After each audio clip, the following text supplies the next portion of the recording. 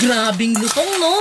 Hindi po yung karne at hindi din po yung corny. Akalain mo bang talong lang yan? Yes, talong lang yan mga mi. At gagawin natin yung masarap na sisig na pwedeng pang ulam at pwede ding pang pulutan. Nakuha nga pala natin itong recipe na ito kay Sir Lokong Kusinero na talaga namang nag-trending. Sino ba naman kasi mag-aakala na pwede palang gawin itong sisig, diba? Shoutout po pala sa inyo, Sir Lokong Kusinero. Pahiram po muna ng recipe mo. Bali dito nga ay hiniwa-hiwa na natin yung mga talong na nabili natin. 4 na talong po talaga yung pinakita ko kanina dyan. Pero 2 lang po yung magagamit natin. Sobra po palang dami kapag 4 na talong. Bali, hihiwain lang natin yan ng small cubes tulad nyan. At ilalagay ko lang yan sa isang lagayan para hindi mangitim. And kapag na natapos na tayo sa paghihiwa, proceed naman tayo sa paggawa ng ipang-coat natin sa mga talong. Dito nga sa isang bowl, ilagay lang natin itong isang pack ng crispy fry breading mix. 1/2 kilogram pack lang po yan mga mi. And dadagdagan lang natin yan ng 7 kutsarang puno ng harina. Crispy fry po yung ginamit natin dyan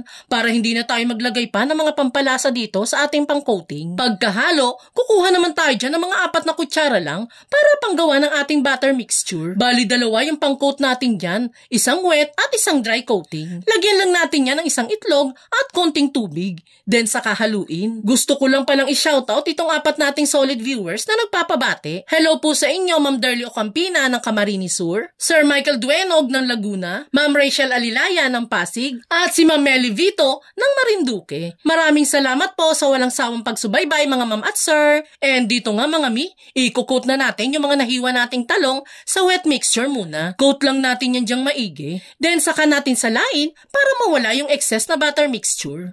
Then ilagay naman sa dry mixture. I-coat lang ulit yan hanggang sa ma-fully coated na ng harina. Then salain ulit natin yan para naman mawala yung excess na harina dito. Then dito naman sa kawali, maglagay lang tayo ng mantika pang prito ng mga talong. Flex ko lang po pala saglit itong oil strainer na pinaglalagyan ko ng used oil mga mi. Pure stainless na po yan. Every time na magagamit pa yung mantikang nagamit ko, diyan ko lang yan ilalagay and masasala na rin yung mga resido sa mantika. Kung gusto nyo nga din po pala ng oil strainer, ilalagay ko lang po ang link niya sa comment section para naman makabili din po kayo. Bali dyan nga, piprituhin lang natin ang mga talong dito until maging golden brown na lahat ng mga yan. And after nga ng ilang minuto, naluto na itong mga talong. Brown and crispy na yan, kaya pwede na natin yang hanguin. Eto na yung mga naprito natin mga mi. Kahit nga wala ng isahog dito, masarap na ito eh. Pero since sisig na ang gagawin natin, lalagyan natin yan ng hiniwang puting sibuyas, siling green, siling labuyo, oyster sauce, mayonnaise, pigang kalamansi, paminta, at liquid seasoning. Mga mi, kung gusto nyo nga din po palang ma-shoutout sa mga videos na ina-upload natin, pusuan mo lang po itong video na pinapanood mo at mag-comment ka na din po dyan sa ibaba kung taga saan po kayo. Malay mo, ikaw naman ang next na ma-shoutout natin sa mga future videos na gagawin pa natin. Maraming salamat po! And once nga na mahalo na nating maigi ang mga sangkap dito, ay ready to serve na itong crunchy, healthy, at masarap na talong sisig natin. Kaya mga mi, kung nagkikrave kayo ng sisig, pero takot naman kayong ma-high blood, nako, must try talaga itong talong sisig natin, promise. Kaya ano pang hinihintay mo? Subukan mo na din gumawa nito.